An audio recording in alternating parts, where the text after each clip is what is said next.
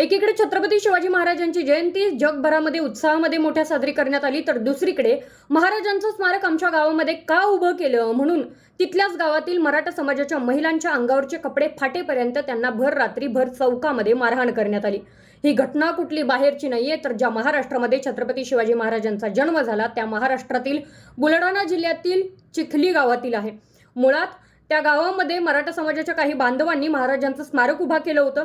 ते स्मारक गावातून काढून टाका, गावामध्ये स्मारक उभा करू नका म्हणून वंजारी समाजातील काही लोक आणि सरपंच त्यांच्या विरोधात जाऊन भांडण करायला त्यांनी सुरुवात केली। दोन गटामध्ये गावामध्ये रात्रीच्या सुमारास हाणामारी झाली आणि हाणामारी झाल्यानंतर तिथल्या महिलांच्या अंगावरचे कपडे फाटेपर्यंत त्यांना हाणामारी करण्यात आली आणि त्यानंतर एक लहान मुलगा सुद्धा गावातून गायब करण्यात आलं।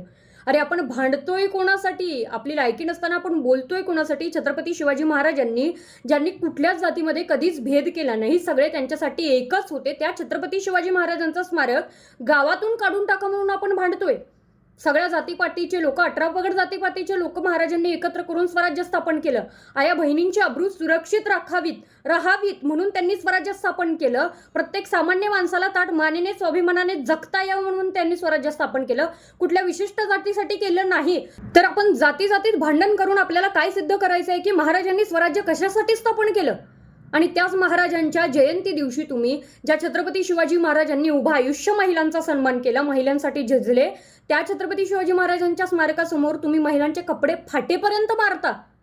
वाह, काय चाललंय आपल्या महाराष्ट्रामध्ये हेच कळत नाहीये। काय शिकावं आपल्या महाराष्ट्रातून?